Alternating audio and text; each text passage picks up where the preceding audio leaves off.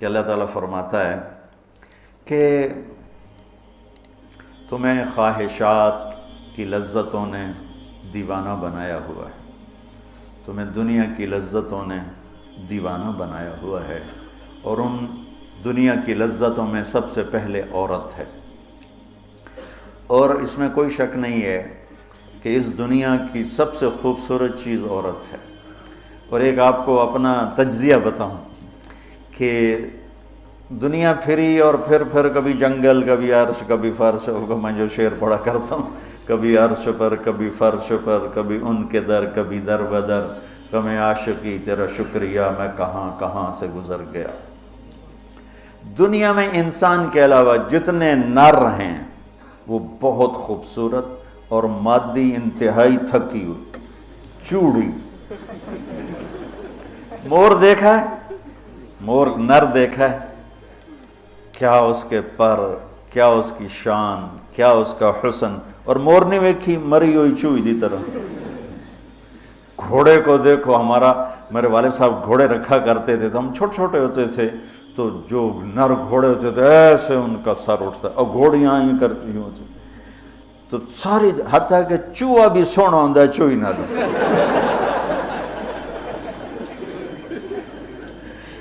نر کبوتر دیکھو، مادہ کبوتر دیکھو، نر شیر دیکھو، شیر نہیں دیکھو، کھوتا بھی سونا ہے، کھوتی نہ دے۔ یہ میرا ایک تجزیہ ہے کہ انسان کے سوا جتنی مخلوق جاندار، اس میں نر خوبصورت ہے، مادہ اس کے مقابلے میں بالکل ماٹھی، اور انسانوں میں اس کے برعکس ہے، اس میں مادہ خوبصورت ہے، نر اس کے مقابلے میں نوکر ہی لگتا ہے بیچارہ۔ اللہ نے عورت کو حسین بنایا ہے، مرد سے زیادہ حسین اللہ نے عورت کو بنایا ہے، اور جنت کی بھی سب سے بڑی نعمت اللہ کی رضا اور نبیوں کا پڑوس اور اللہ کا دیدار، جو ایک روحانی نعمتیں ہیں۔ اس کے بعد جو جنت کی سب سے بڑی نعمت ہے وہ جنت کی نیک عورت ہے، جنت کی حور ہے۔ اسی سے بابا آدم علیہ السلام جو جنت میں اداس پھرتے تھے، جب ماں جی آئے تو ٹھر پائے آدم علیہ السلام، خوش ہو گئے، واہ واہ جوڑی بن گئے، جوٹی دار آ گیا۔ اور یہ بات تو آپ سب کو معلوم ہے کہ اللہ نے یوسف علیہ السلام کو سب سے حسین بنایا، لیکن یہ بات کم معلوم ہے کہ عورتوں میں سب سے حسین اللہ نے حوا کو بنایا، ایسے حوا۔ آج تک کوئی عورت ایسی خوبصورت نہیں پیدا کی گئی جیسے اللہ تعالیٰ نے حضرت حوا کو پیدا کی۔ تو انسانی لذتوں میں سب سے بڑی لذت، سب سے بڑی خواہش وہ اللہ نے عورت، نیک عورت دنیا کی سب سے بڑی نعمت ہے۔ الدنیا کلھا متاع وخیر متاعها المرأة الصالحہ، دنیا چند روزہ ساز و سامان ہے، اور اس میں سب سے اعلیٰ درجے کا ساز و سامان نیک عورت ہے، نیک عورت، جس سے زندگی کی رونق ہے، جس سے زندگی میں حسن ہے، جس سے زندگی میں جمال ہے۔ عربوں میں دستور تھا مار پٹائی کا، تو جب مدینہ میں ایک ریاست قائم ہو گئی تو عورتوں نے آ کے شکایت کی ہمارے خامد ہمیں مارتے ہیں، تو آپ نے ممبر پر کھڑے ہو کر غضبناک انداز میں کہا، جو عورتوں پہ ہاتھ اٹھاتے ہیں ان میں کوئی انسانیت نہیں۔ اس قدر شدید ڈانٹ پلائی، جو عورت پہ ہاتھ اٹھاتا ہے اس میں کوئی انسانیت نہیں، لا خیر فیہم، کوئی انسانیت نہیں ان۔ اور آپ نے فرمایا کہ خیرکم خیرکم لأہلہ، سب سے اعلیٰ درجے کا مسلمان وہ ہے جو بیوی کے ساتھ اچھا سلوک کرتا ہو۔ اور پھر فرمایا، اور میں اپنی بیوی کے ساتھ تم سب میں سب سے زیادہ اچھا سلوک کرتا ہوں۔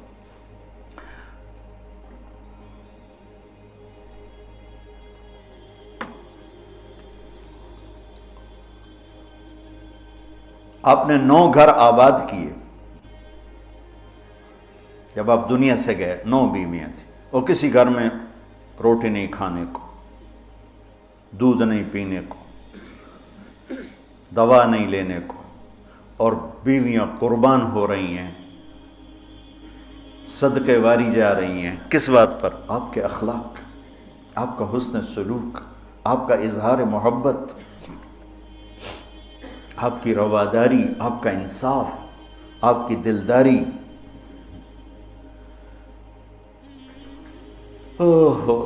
تو اللہ تعالیٰ کہہ رہا ہے تمہیں بڑی اچھی لگتی ہیں عورتیں پھر آگے نمبر 2 اولاد، پھر سونے چاندی کے ڈھیر، پھر بڑے خوبصورت گھوڑے، پھر جانور، پھر کھیتیاں. پھر اللہ کہتا ہے یہ تو دنیا کا تھوڑا سا ساز و سامان ہے، اللہ کے پاس بہت خوبصورت ٹھکانہ ہے. پہلے دنیا کا بتایا.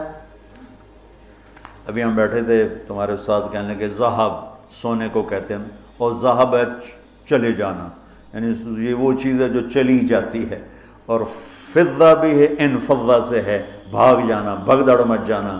تو سونے چاندی کے اندر ہی بھاگ جانے کا مطلب پڑا ہوا ہے، تو کون کس کے ساتھ یہ وفا کرے گا؟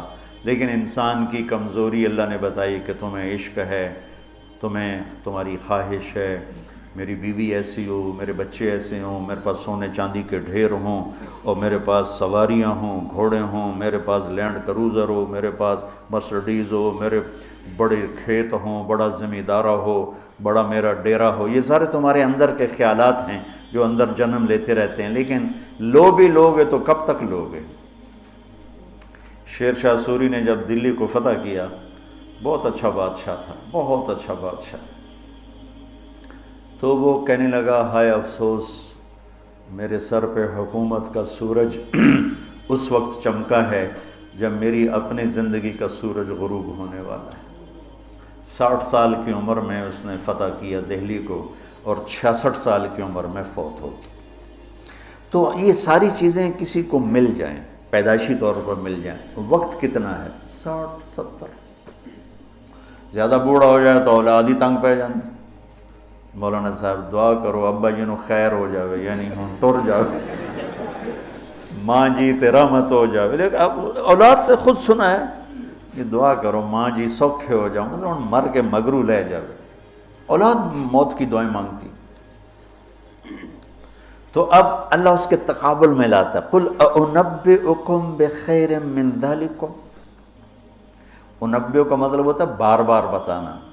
لگتا ہے جو تمہیں نظر آ رہا ہے اس سے تو تم اثر لے رہے ہو، میں تمہیں بار بار بتاؤں گا، پوری جنت کو قرآن میں پھیرا دوں گا، کبھی یہاں کبھی وہاں، کبھی یوں کبھی یوں، کبھی نہر، کبھی باغ، کبھی حور، کبھی سونا، کبھی چاندی، کبھی لباس، کبھی کھانے، کبھی اپنی رضا، کبھی زندگی کا ابدی سرمدی ہونا. انبئ بار بار تمہیں میں جنت بتاؤں گا. اللہ کے فضل سے بر صغیر میں جنت سب سے پہلے اللہ نے میری زبان سے کہلوائی، ورنہ کسی بڑے سے بڑے علامہ خطیب نے جنت کو نہیں کھولا تھا. سب سے پہلے جنت اللہ نے میرے ذریعے سے چلوائی. اور وہ بھی ایک عجب میرے رب کا نظام تھا. ہم نے بھی پڑھی تو نہیں تھی، نہیں ہمیں پڑھائی گئی تھی. جنت کے ابواب چلوائی، تیز گام چل رہی تھی، نہ پڑھنے والے کو پتہ نہ پڑھانے والے کو پتہ. تو میں سال لگا رہا تھا، 80 81 میں نے سال لگایا جماعت میں. تو فروری کا مہینہ تھا اور ہماری گجراں والے تشکیل تھی، اور کویت کا ایک عرب میرے ساتھ تھا، اکرم اس کا نام تھا. اصل کہیں وہ ترکی تھا لیکن نسلوں سے آباد تھا. تو مجھ سے ایک دن کہنے لگا تو نے حادی الارواح الی بلاد الافراح یہ پڑھی ہے؟ یقین مانو. میں نے کہا یہ کیا ہوتا ہے؟ وہ نام عجیب ہے نا، حادی الارواح الی بلاد الافراح. حادی وہ حدی سے ہے، یحدو سے، وہ جو اونٹ کے لیے حدی ہوتی تھی نا، اونٹ کے لیے نغمہ ہوتا تھا، اونٹ تیز ہوتا تھا، تو روحوں کا وہ نغمہ جو انہیں خوشیوں کے شہر کی طرف لے جائے. مجھے پہلے سمجھ میں نہیں، میں نے کہا کیا کہہ رہے ہو، یہ کیا ہے؟ کہنے لگا کتاب ہے. میں نے کہا اچھا کتاب کس کی؟ کہا ابن القیم کی. میں نے کہا میں نے تو آج نام سنا ہے. کہا میں واپس تمہیں چلتے ہیں نا رائمنڈ، تو میرے وہاں پڑی ہے امانت میں تمہیں دوں گا.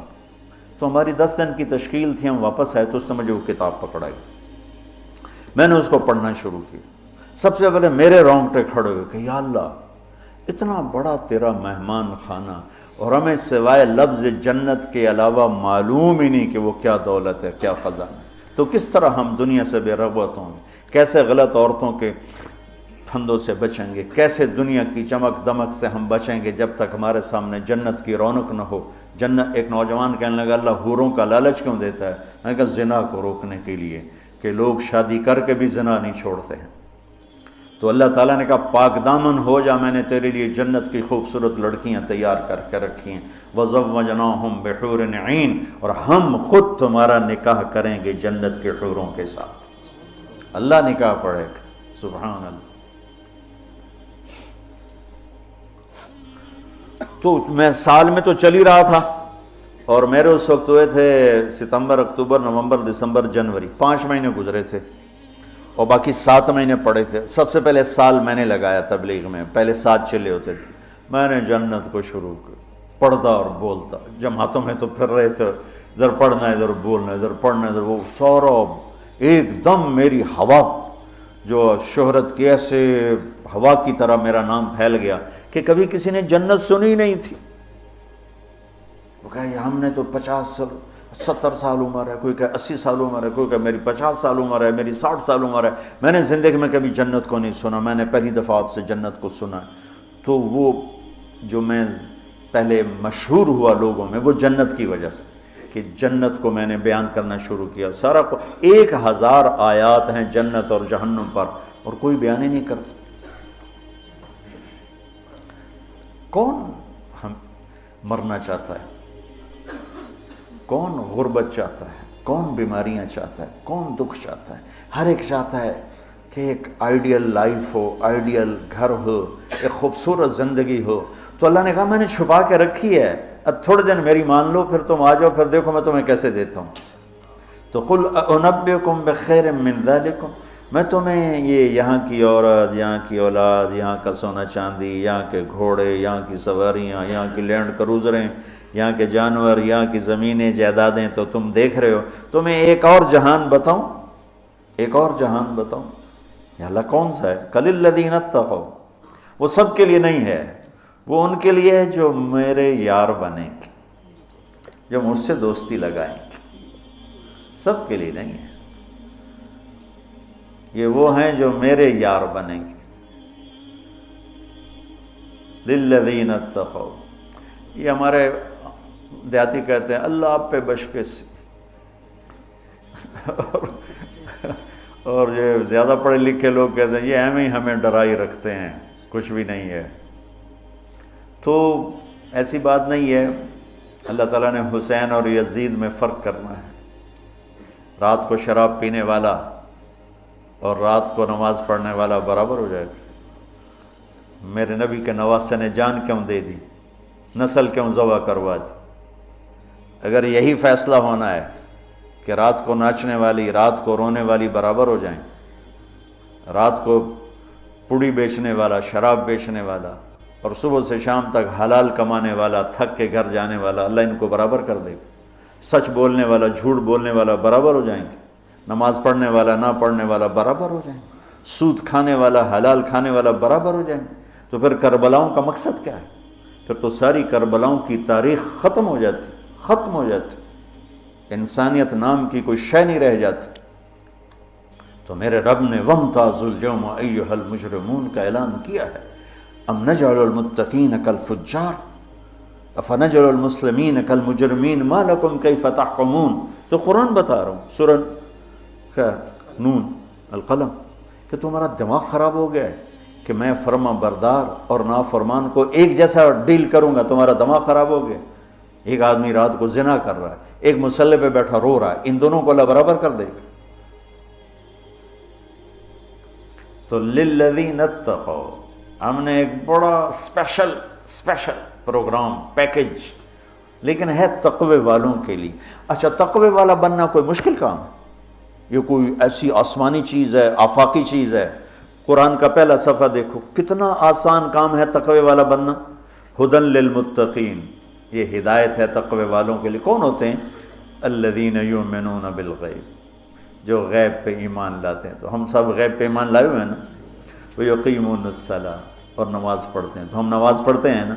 وَمِمَّا رَزَقْنَاهُمْ يُنْفِقُونَ، جو ہم نے دیا ہے اس میں سے خرچ کرتے ہیں. تو وہ خرچ کرتے تو ہوگے نا، مولوی ہوتا تو بخیل ہے. تو چلو کوئی تھوڑا بہت تو خرچ کرتے ہوگے نا. وَالَّذِينَ يُؤْمِنُونَ بِمَا أُنزِلَ إِلَيْكَ، جو قرآن پہ ایمان لائے. وما انزل من قبلک، جو تورات زبور انجیل پہ ایمان لائے، بتاؤ اس میں سے کون سی مشکل ہے؟ ایمان لانے میں پھر ساری شرطیں آ جائیں گی نا۔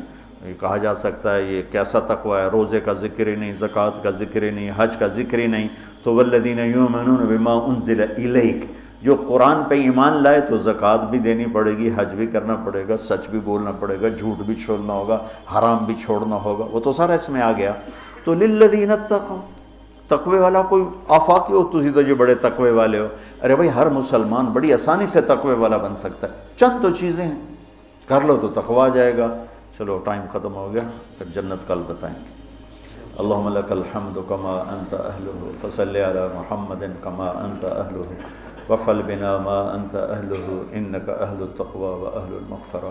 میرے مولا یہ تیرا گھر جو تو نے بنایا ہے، سجایا ہے، ہمارے بھی نصیب فرما دے، اور یا اللہ تو نے جو اس دنیا میں شیطان کے پھندے بتائے ہیں، ہمیں ان پھندوں سے نجات عطا فرما۔ ہم بڑے کمزور ایمان والے ہیں میرے آقا، ہماری اتنی طاقت نہیں کہ شیطان سے لڑ سکیں، ٹکر لے سکیں، تو اپنے حبیب کے صدقے ہمیں شیطانی پھندوں سے بچا، اور ہمیں اپنا بنا، تقوی والا بنا، زہد والا بنا، انابت والا بنا۔ ان سارے بچوں کو ہمارے لیے زاد راہ بنا، سرمایہ آخرت بنا، اور انہیں ہادی و مہدی بنا، اور ہمارے سارے اداروں کو قبول فرما، ہماری ضرورتوں کو اپنے غیب سے پورا فرما، اور جتنے لوگوں نے، بندوں نے، بندیوں نے، مردوں نے، عورتوں نے ہمارے ساتھ ہاتھ اٹھائے ہوئے ہیں، ان سب کی جھولیوں کو بھر دے میرے مولا۔ سب کے دکھڑے ہیں، سب کے شکوے ہیں، سب کے پریشانیاں ہیں، اپنے فضل و کرم سے ان مبارک راتوں کی طفیل سب کی جھولیوں کو بھر دے میرے آقا، سب کو خوشیاں دے دے، غم ان کے سمیٹ لے، خوشیاں ان کے گھروں میں بھر دے، ڈال دے۔ یا اللہ جس کے جو مسائل ہیں، کوئی معاشی مسائل ہیں، کوئی بیوی کو مسائل ہیں، کوئی خامد کے مسائل ہیں، کوئی اولاد کے ہیں، کوئی اپنے رشتوں ناتوں کے ہیں، کوئی کاروباری ہیں، سارے مسائل حل فرما دے، اور ہمیں یا اللہ آسانی والی، عافیت والی زندگی دے، اور آسانی والی واپسی مقدر فرما، ایمان کے ساتھ، اپنی رضا کے ساتھ، برحمت ہے۔